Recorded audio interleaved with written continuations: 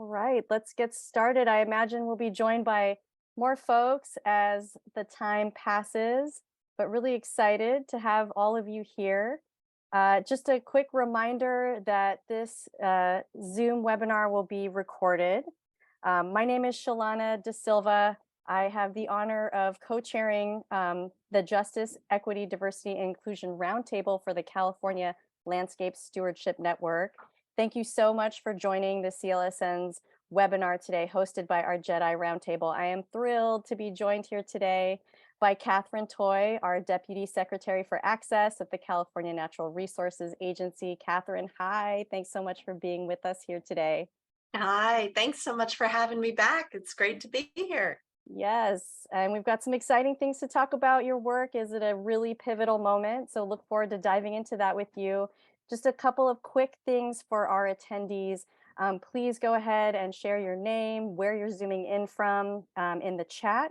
And then as we talk with Katherine and learn about her brand new Outdoors for All strategy, if you want to ask some questions, please use the Q&A box. You can find that in the ribbon at the bottom of your Zoom screen. All of you are familiar with all the Zoom tools by now, I am sure, but just wanted to note, since we are in a webinar format here, use the Q&A, please, for your questions. All right, with that, Katherine, I know you've got some slides that you'd like to share to talk with us about your brand new Outdoors for All strategy. And I welcome Devin Landry, our network coordinator, who will be driving the slide bus to bring those up on the screen when you're Terrific. ready. Thanks so much, Shelana, and thanks Yeah. for the help, Devin, behind the scenes. I was joking with Devin and Shelana that these days I feel like driving slides and talking at the same time is kind of like patting my stomach and rubbing my head. I am thrilled to be here today to talk to you all about the Outdoors for All draft strategy, which we released on May 18th. So just about almost 2 weeks ago now, and we are now in a 60-day public comment period.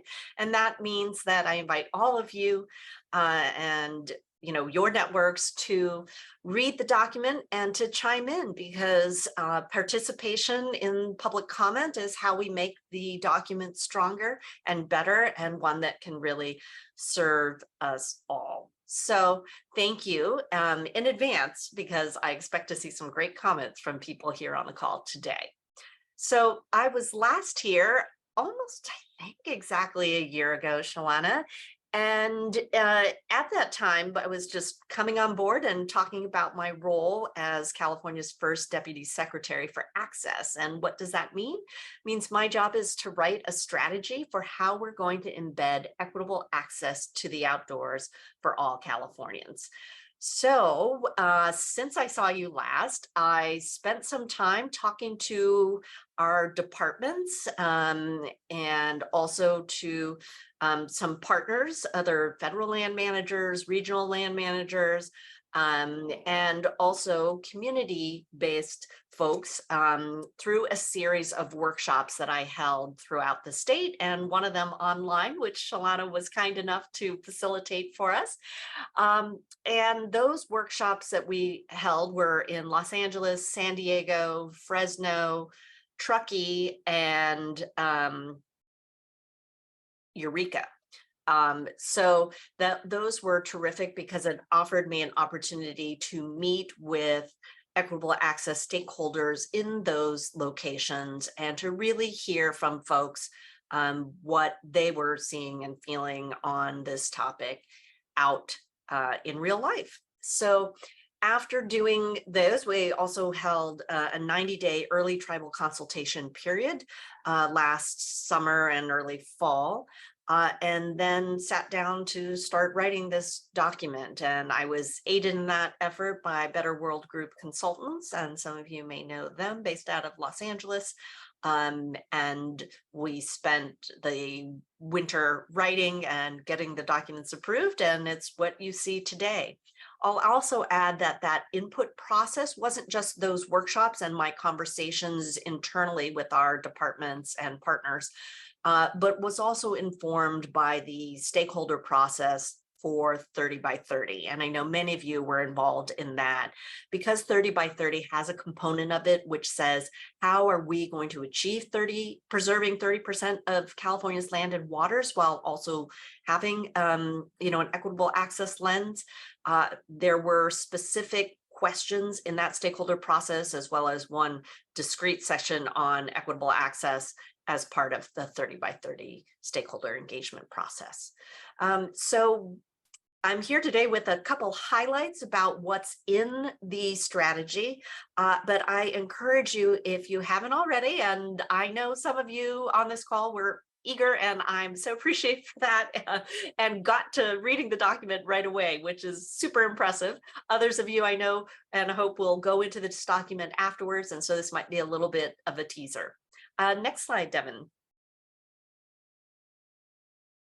So in our next slide, you'll just see we also were able to work with a really talented graphic designer who helped us with some illustrations for the document. We just wanted to have the document also feel accessible and fun.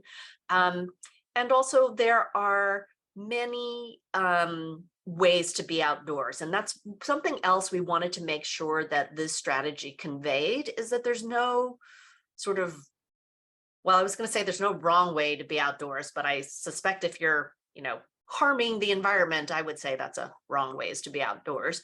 But there are many ways to enjoy the outdoors, right? You doesn't just have to be, some very sporty endeavor. You can also be enjoying a concert in a park, or doing yoga, or riding your bike through, a bike path to school, or you could be surfing, hiking, climbing, mountain biking, etc. But there are many, many ways to be outside. So next slide.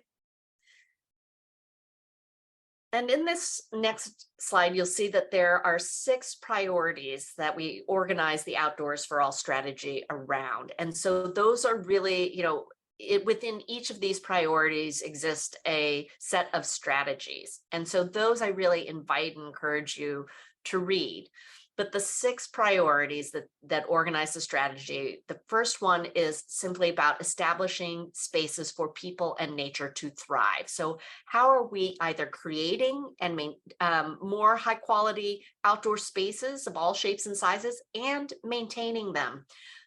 So what does it take, to create these spaces? Our programs over the past many years have had some incredible investments under the Newsom administration, especially for programs like the statewide parks program, which create parks in neighborhoods that need them the most.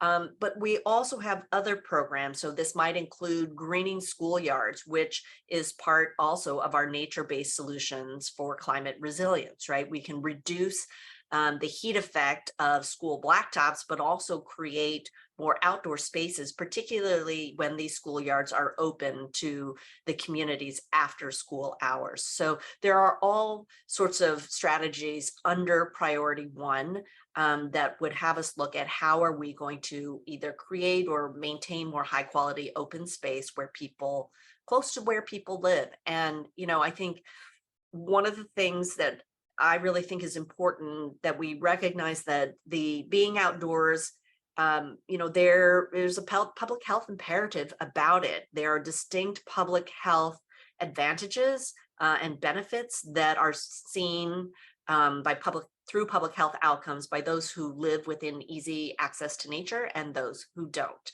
But if we're going to really take that to heart, it means that I think nature shouldn't be a special treat, but it's something that we can all enjoy within easy walking distance from our homes.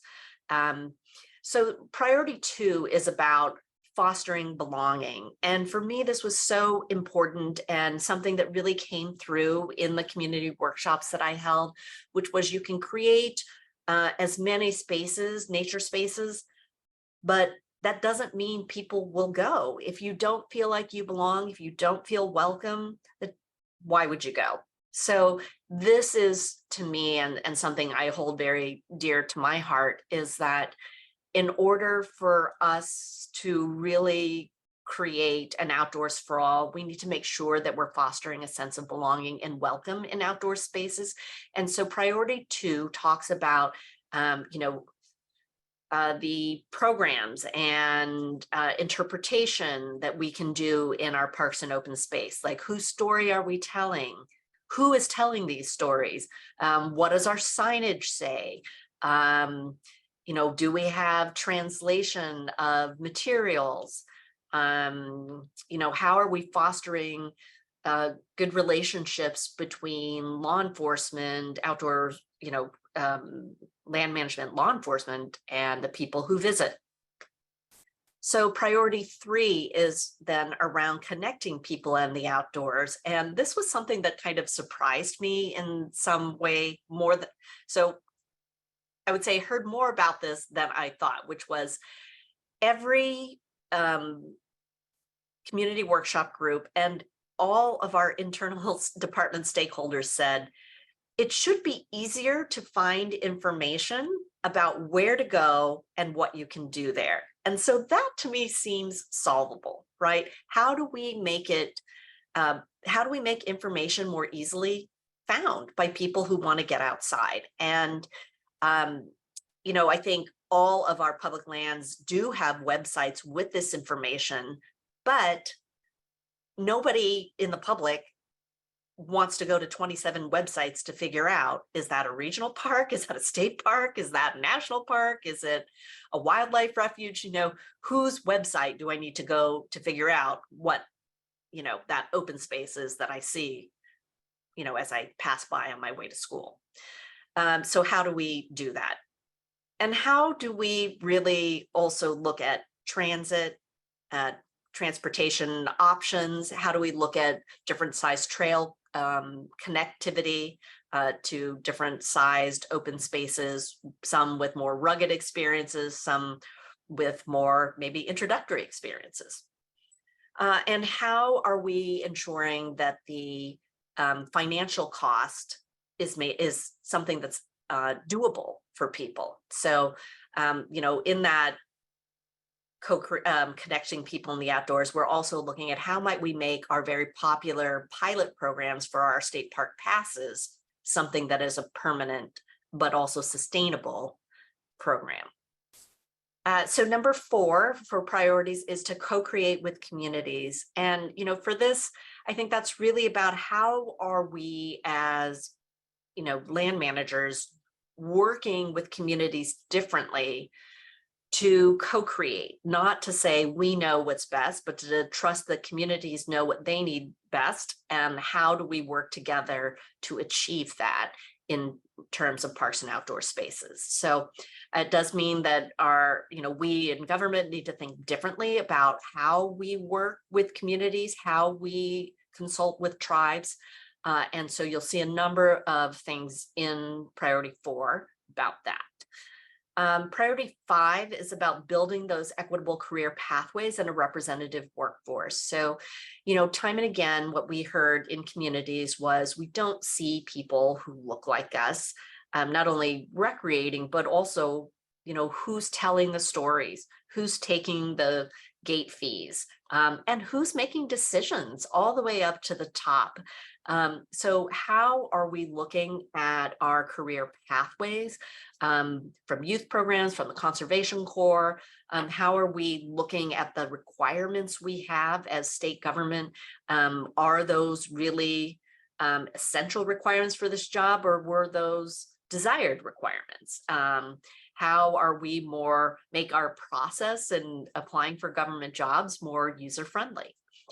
And then in priority 6, it is really about how are we going to align this funding to achieve outdoors for all? And that is in partnership. It's not something that the state can do alone, nor should it. I think that's what makes this a rich movement. It's something that was really out there long before government got involved, right? It's all those, including so many of you on the call here who've been advocating for more equitable outdoor access for years. And this is really, I see the strategy is really built upon that. It's going to take all of us to make Outdoors for All a reality. But how are we going to align that funding so that we can achieve these goals? And with looking at that, I think one within the state, and I'm sure that's going to be a question I'll get today. If I were you, I would ask that question, right? Or if I were in your shoes, I probably would. And that is the funding to achieve this. This has been a really tough budget year. I'll be honest. The Outdoors for All coming out this year versus last year or in 2021 when we had state surplus money makes it a little harder. But it's also we're looking internally to see how we make multi-benefit projects come to life, because in my mind, the priorities of the Natural Resource Agency around 30 by 30, around nature-based solutions and, climate smart strategies, we can make all of those things often happen together, which include outdoor access. And in the long run, we win when we put on a lens that says all of our work should be viewed with an equitable outdoor access lens. So how are we achieving that? And how are we working more efficiently and more synergistically? I have to say, one of the things that has come to my mind since, you may remember that I am working in government for the first time, and there are a lot of silos here. So there have been lots of conversations here currently happening within state government of folks who are saying, we got to get out of our silos because we will work more efficiently, effectively, and synergistically if we do so. Okay, so next slide. And our next slide is really around this vision of Outdoors for All. How will we know in the long term we're successful? So this is the long range vision, but we're successful with Outdoors for All if everyone can regularly access and experience the outdoors while also feeling that sense of belonging and that they are feeling safe and welcome. And also, we know we're successful if everyone can visit the outdoors without financial burden, that outdoor spaces reflect and celebrate our diversity and the vibrancy of California's many cultures and peoples and histories. We'll know we're successful if the stewards of outdoor spaces represent the diversity of our state, and anyone who desires to do so can pursue a career in the natural resource world, from outdoor recreation, restoration, and so much more, including in leadership positions. And for the fifth priority or vision statement, we really want to make sure that everyone is inspired to better care for California's land and waters and to protect the health of their communities and ecosystems. So if in the same way that nature cares for us and provides us with better health outcomes, we need to work in partnership with nature in order to ensure that that continues and that we can help nature to thrive as people. Next slide. And lastly, the strategy sets forth 5 principles with which we're accomplishing the work of Outdoors for All. And we certainly invite any others who care about outdoor equity and are working toward outdoor equity in California to join us.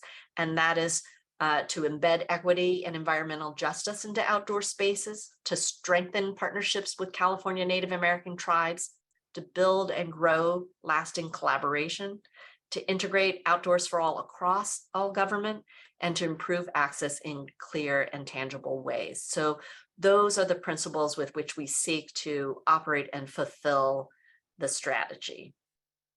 And with that, I think I'm at the end of my slides, Devin, so we can take those out and have a little more conversation. But I really, just wanted to give everyone a teaser there of what the strategy looks like and invite you to read it and to comment robustly. Awesome, Katherine. Thank you so much.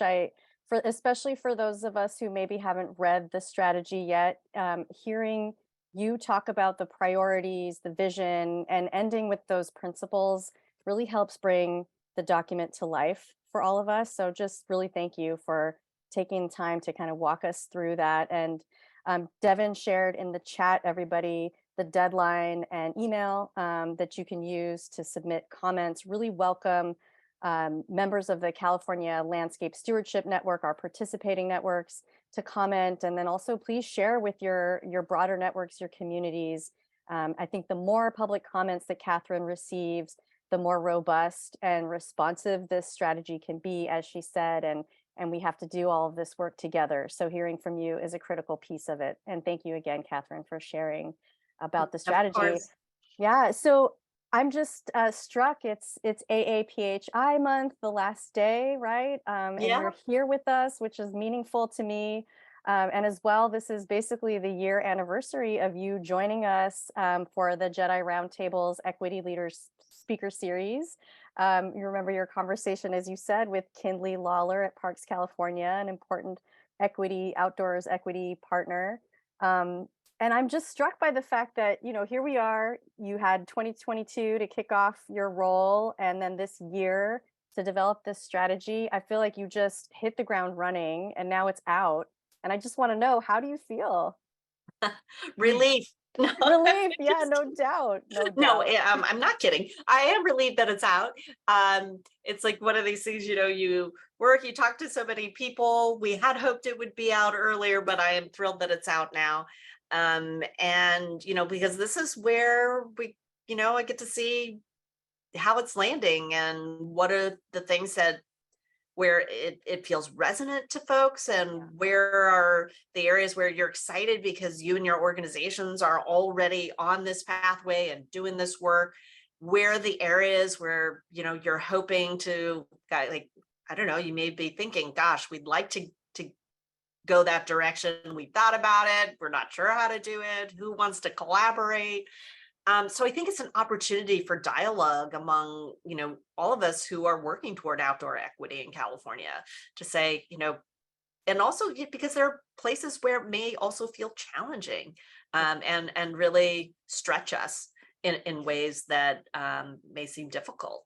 But I think by putting it out there, I'm hoping that this is really an opportunity for dialogue among practitioners, with governments, Yeah. partners, and so forth.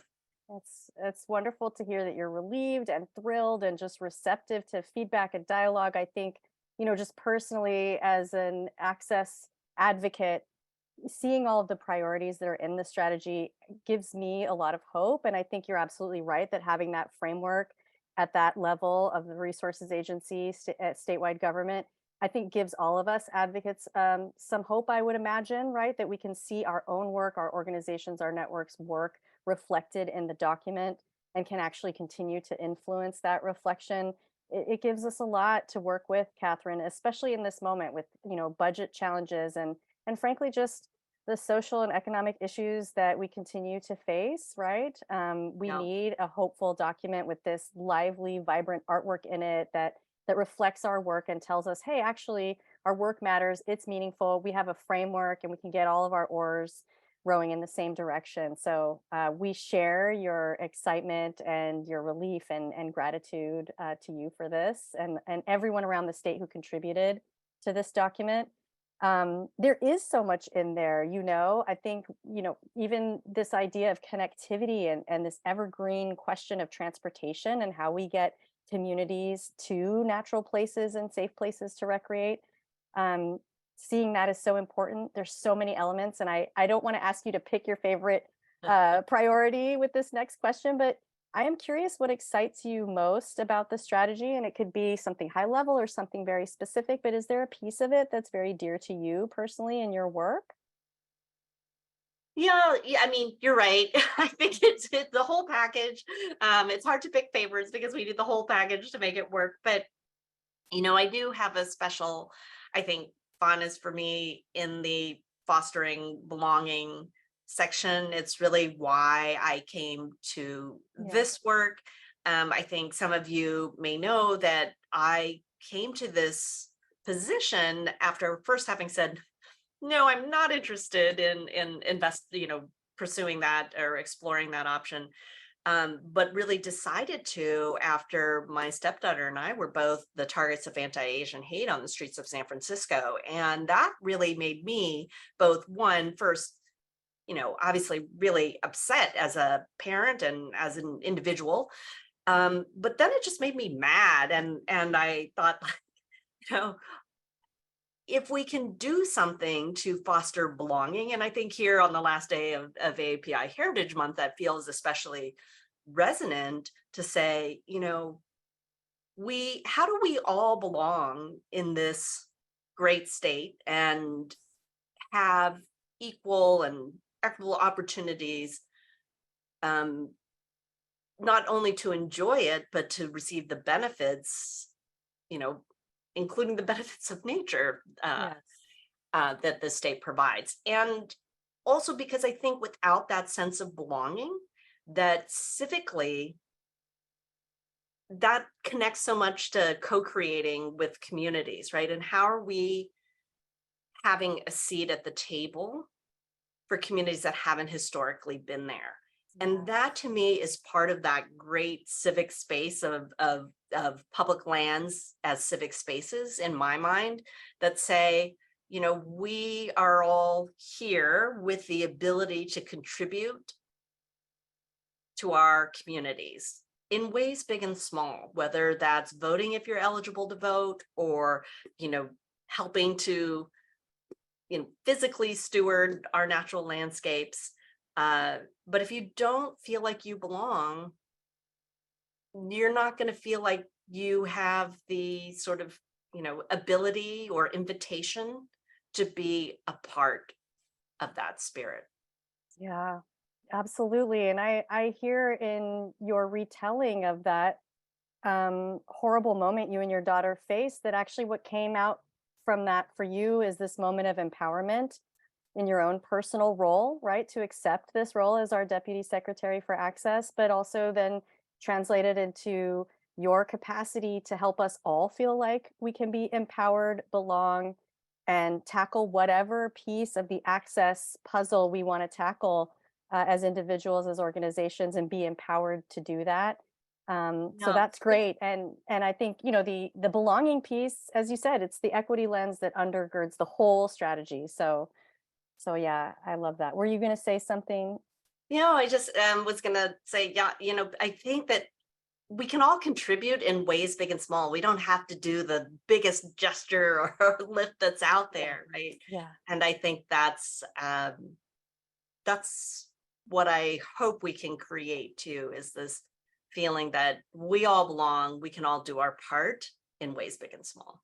Absolutely. It's all about giving people permission to contribute in whatever way Mhm. that's possible and meaningful for them, because that conglomeration of effort is what gets us there. And of course, having a strategic approach to guide us along the way doesn't hurt. Um, so I know you were really, and I felt so honored to be part of your process to gain input on the development of this strategy. And you toured the state and you were very clear, these are not listening sessions. Folks have been asked to provide comments and listen to almost an exhausting extent, and you really wanted everybody to feel like we were together, rolling up our sleeves, contributing to the development of this strategy in workshops. And you Yep. toured the state. Can you share a couple of highlights from your time in terms of what you heard from Sure. stakeholders? And And yeah, I I'd love to realized hear. I think in the beginning when I listed off the states, I forgot to, or the locations, I forgot to list my own backyard, which is we had one, of course, in San Oh, Francisco, that's right. also Yes. at Yeah. the Grizzy Field Center. So, I think it's interesting. Sometimes there were a lot of commonalities right throughout the state. And that included, I think, I know every workshop said, we just need to know, and I highlighted this earlier, where to go and what we can do there. Can you bring your dog? Is that a place you can go surfing? What kind of bathrooms do they have there? Right. Can I get there by public transit, or what, does the parking get filled up at a certain time? So people just have lots of questions. Um, and then also what we heard in every workshop was it begins with young people, and what can we do to enhance the connections between young people and the outdoors. and school, because that is a place where we have sort of a a captured audience, so to speak. Maybe that's not the Yeah. best verb to use, but we have Attentive audience. an attentive audience there. And so what should we be doing in partnership with education to help foster that connection between the outdoors and young people, who in turn can take that connection to their families? So those are definitely two things I know were in every workshop.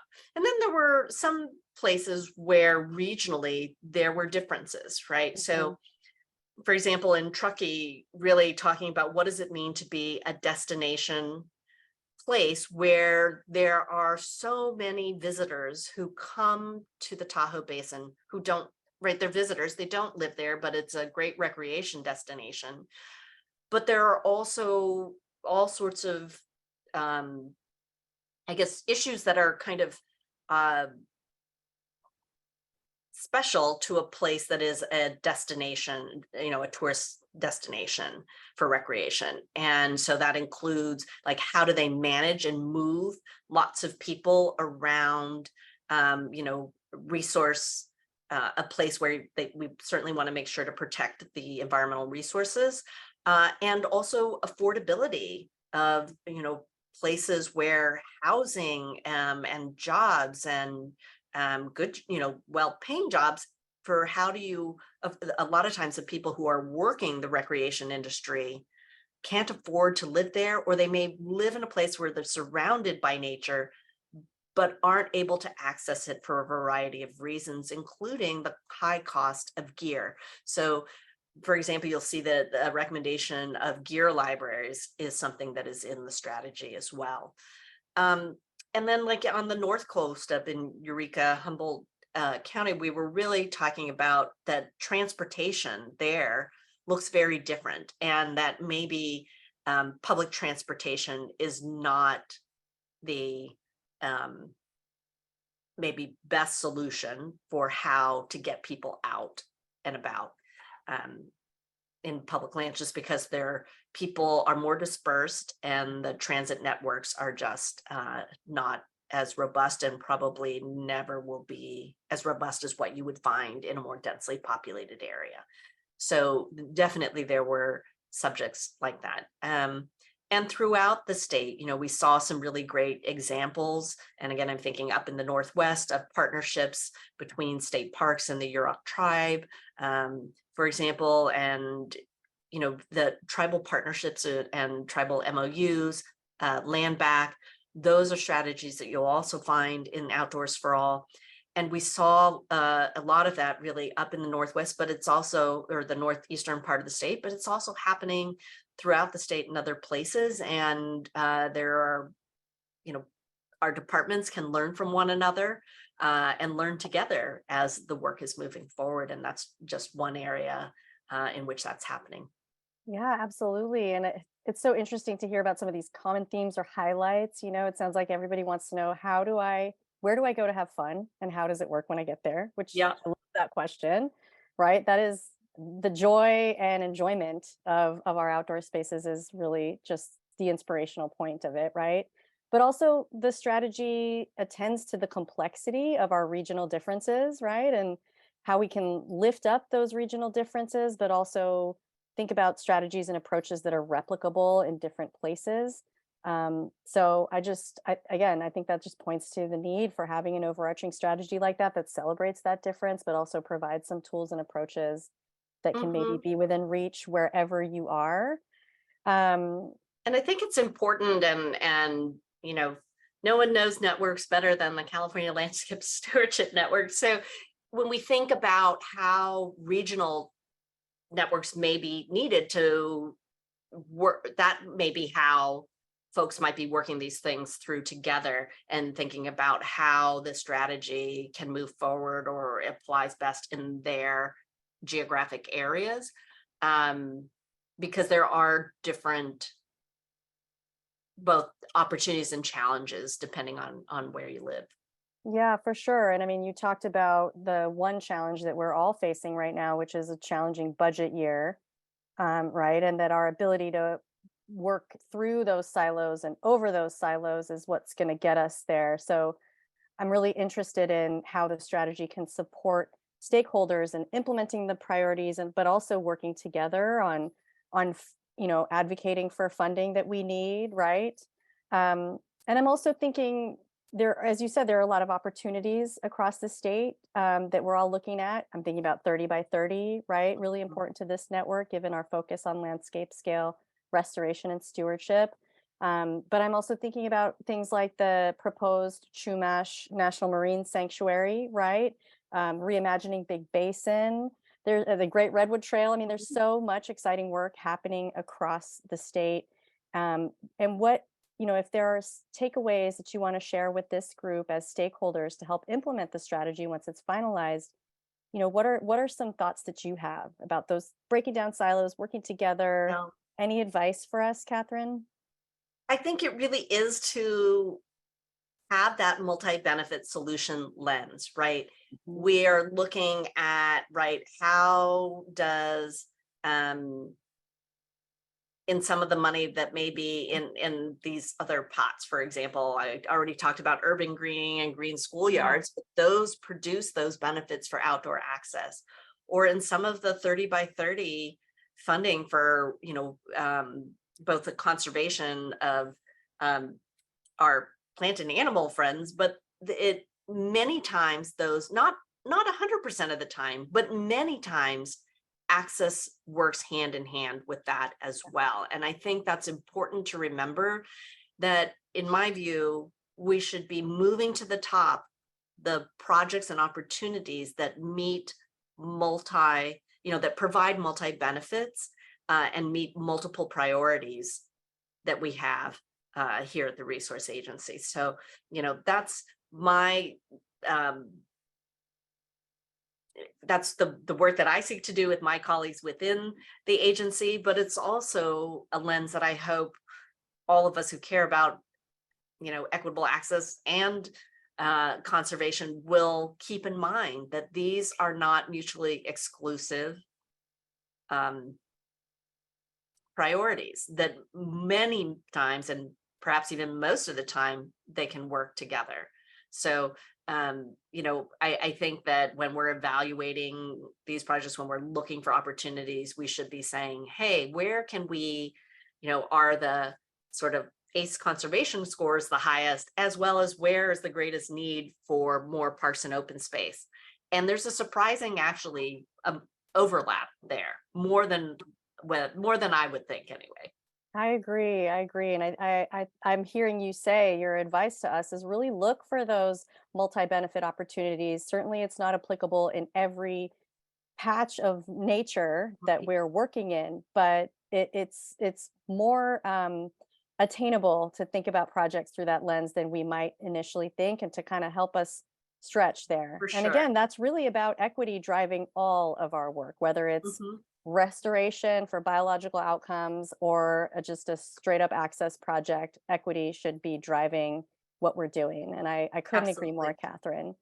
So I see that we've got a lot of exciting questions coming in. Thank you, everybody. We're going to get to those in just a moment. But I wanted to give you, Catherine, just one more opportunity to remind us, please, how do we weigh in on the strategy? We got to Yep. read the document. Um, That's right. and then actually we can make your slides available to people as crib notes, if you will, on kind of the highlights. But please read the document. You can find it out online at the Resources Agency website. But can you remind us, Catherine, how does the public comment work?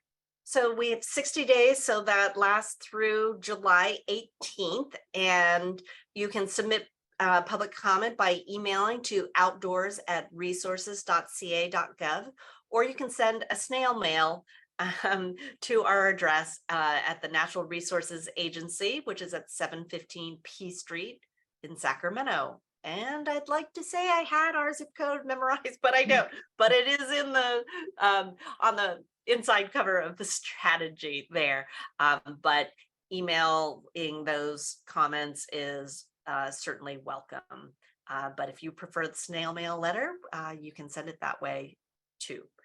So I encourage you to really and appreciate your help in getting the word out through your networks, so that we can get more eyes on the strategy and more public comments. So that's thank you in advance for doing that for yourself and for spreading the word.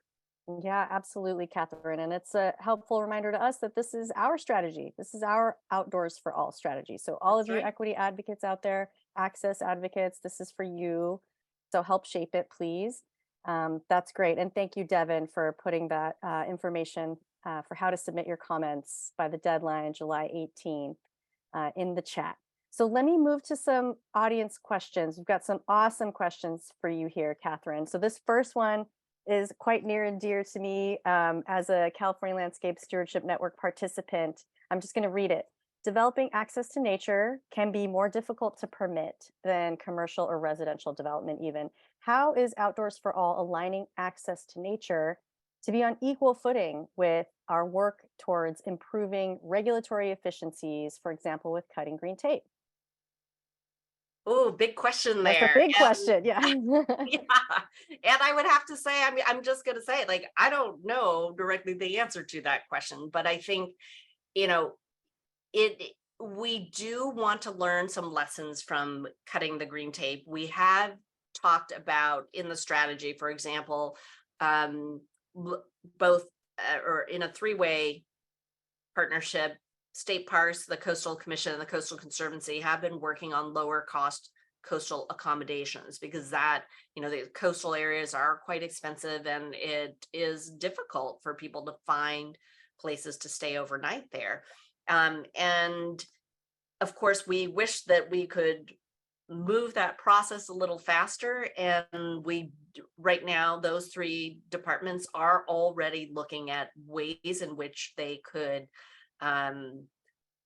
work the process a little more seamlessly and get those done a little faster without sacrificing the necessary environmental reviews. So hope to learn some lessons. I hope to learn some lessons from cutting the green tape. And I would love to hear from all of you who have done more work on cutting the green tape and to say, where have you seen it be most successful and why, and which particular components do you feel might carry over best to Outdoors for All? And so that would be really helpful to hear from all of you.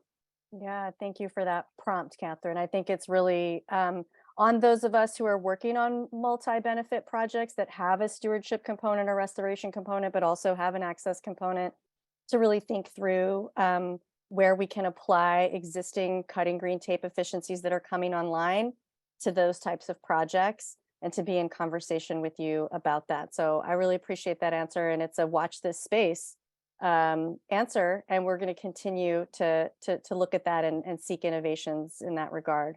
For sure. Absolutely. So, okay, this is another question here about speaking to what you spoke to, which is breaking down the silos across government agencies and figuring out how we as stakeholders can work together more effectively, but also our government leaders can work together more effectively. How will Outdoors for All integrate with the existing equity efforts from, for example, the Ocean Protection Council or CDFW around state marine protected areas, or Mhm. let's see, or ocean interest in general? How does this strategy intersect with some of those other equity priorities for your sister agencies, Catherine? So definitely see those working together, and the work on equitable access is indeed bigger than the Outdoors for All strategy because it does encompass. I would say the movement at large, of course, encompasses the work, those documents you just mentioned, and the work that those sister departments are doing under the agency. And the great thing is that of course I'm here in the Secretary's office with my colleagues, with Jen Eckerly, the head of the Ocean Protection Council, and our Deputy Secretary for Oceans. And so, we talk about where are those areas and where are, even like when we were recently looking at the budget together, what are those areas when you're looking at, for example, sea level rise. And we saw, of course, this past winter, many of our coastal parks, particularly along the Central Coast, really took a hit in the storms this winter.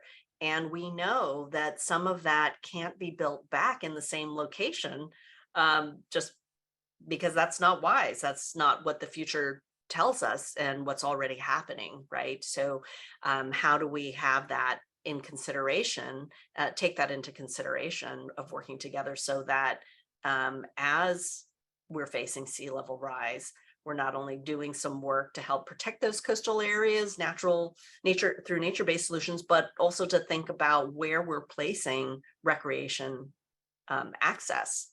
That's great.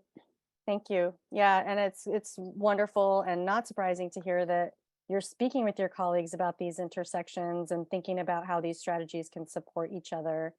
And I think you would, I'm assuming, welcome folks in that public comment if they see ways to help thread these things together as expressed in their Absolutely. own work. Like this is a Yeah. perfect thing to put in your comment letter, right? Like Yeah. I'm really familiar Absolutely. with OPC's strategy on equity. This is how I'm advancing it. And I'd love to see this piece included in the Yeah. strategy. And I Yeah. would say in the work with our equity, and I worked closely with Moy Moreno Rivera, who was our Yeah. secretary for uh, environmental justice and equity before, and now with Nowaki Schwartz. And um, the way in which, I think Outdoors for All is only successful if the agency and our department's larger equity and EJ work is also successful. They really can't be separated.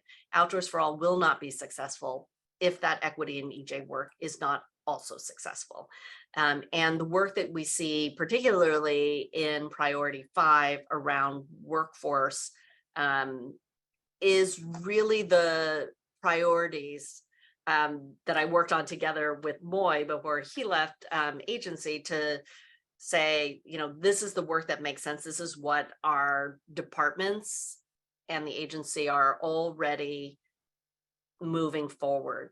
And by the same token, I recently did an exercise with Fish and Wildlife and looking at their equity plan and how it overlapped with Outdoors for All. And they were both excited to see how well they fit together.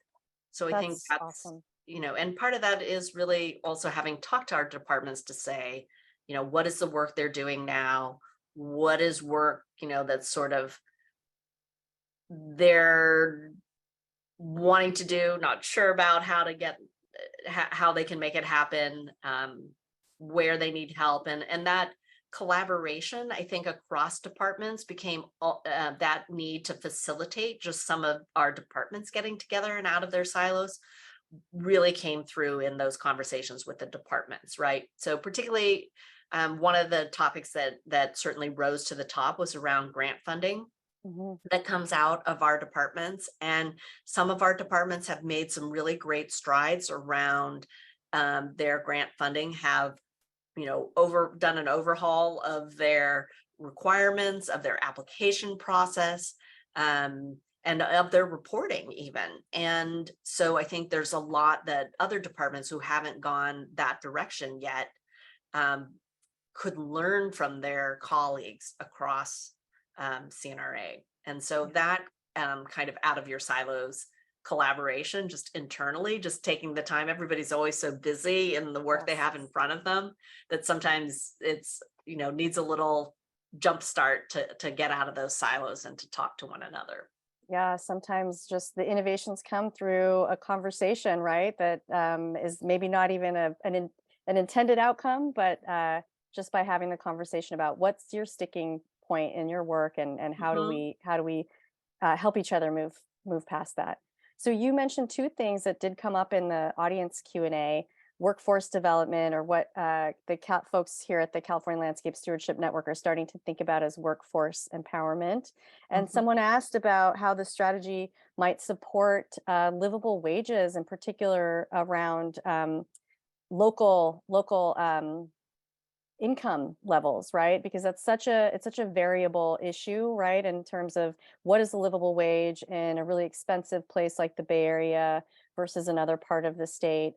And is there, and I know this is a very complex topic, workforce development, Yeah. but just if there's a if there's a way that you can sort of point to a place in the document where there are recommendations or workforce development related issues that can speak to how the strategy supports us in creating those pathways for livable wages and careers in the outdoors.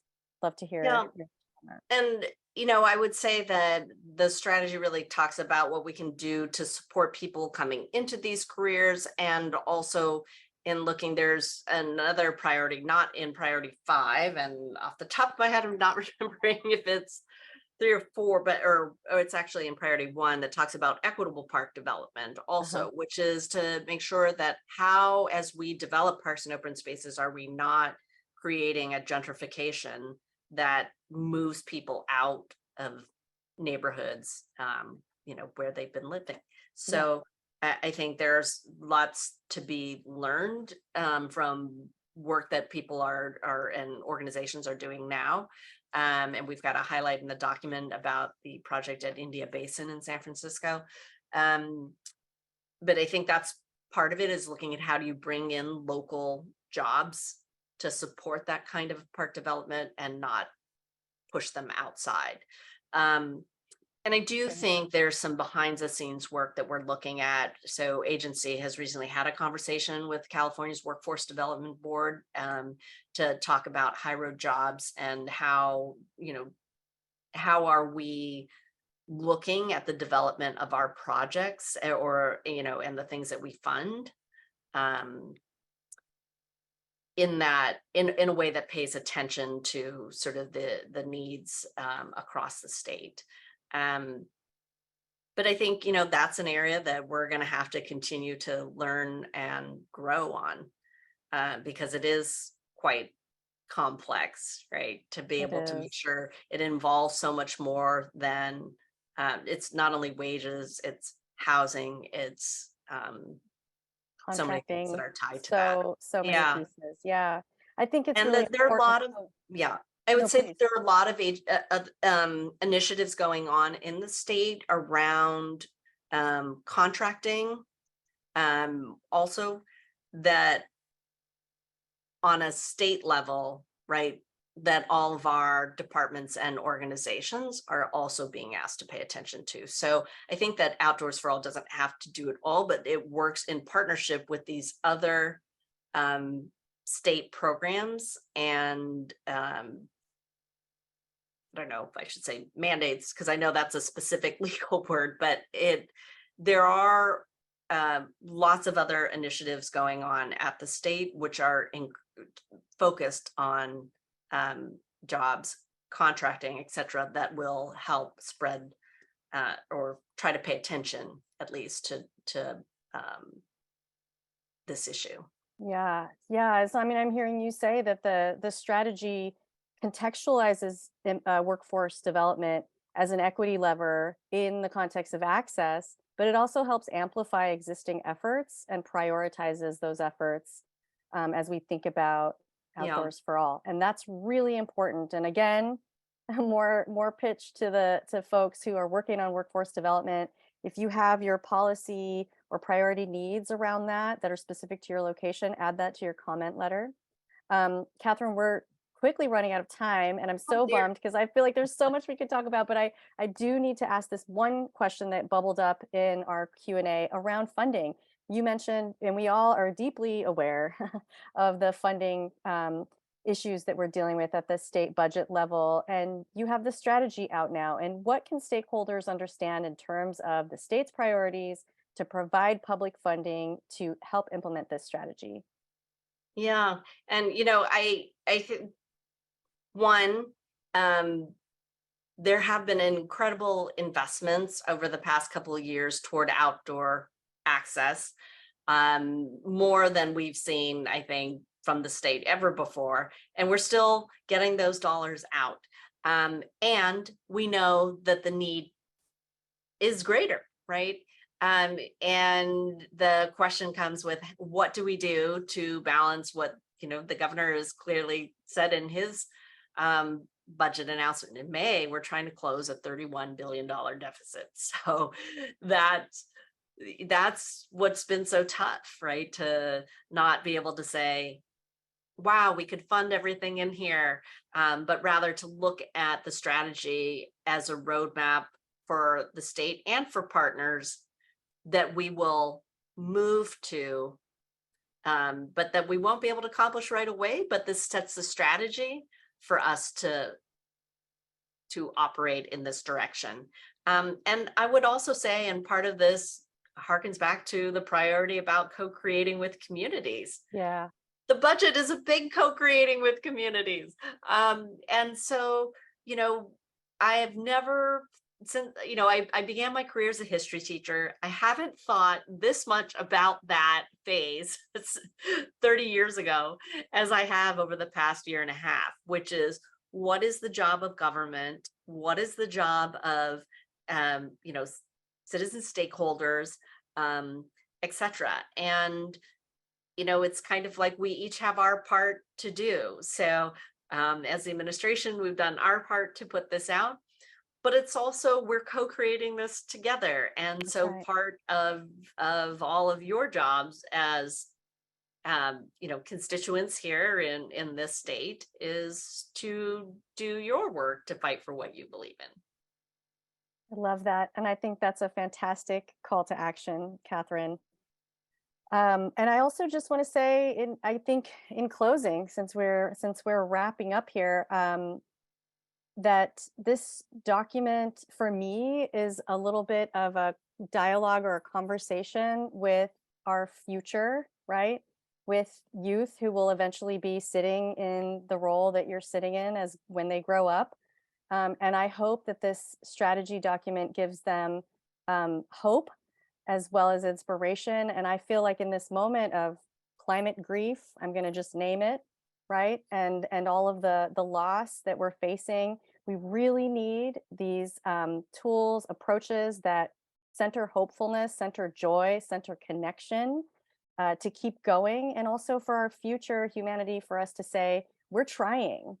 We're Yeah. really trying. And so I'm inspired by it, and I thank you for it. And I thank all the stakeholders around the state who helped create this document. It's more than just a strategy for access in 2023. This is really about us telling our story of what we're trying to do here to protect nature and protect humanity, and keep our connection to nature strong. Catherine, I want to just give you, if you have a soundbite sized closing thought you want to share with us, this would be a great moment. Just thank you to everyone who's on this call, and most of all, not just for being here today, but for the work that you've done to all move us toward a more equitable outdoors for all. So thank you. And I'm sorry we didn't get to all the questions. So I really hope that your questions, comments show up in public comment. I'll be looking for it there. Wonderful. Thank you, Catherine. And on behalf of the JEDI Roundtable of the California Landscape Stewardship Network, thank you so much for joining our Equity Leaders speaker series.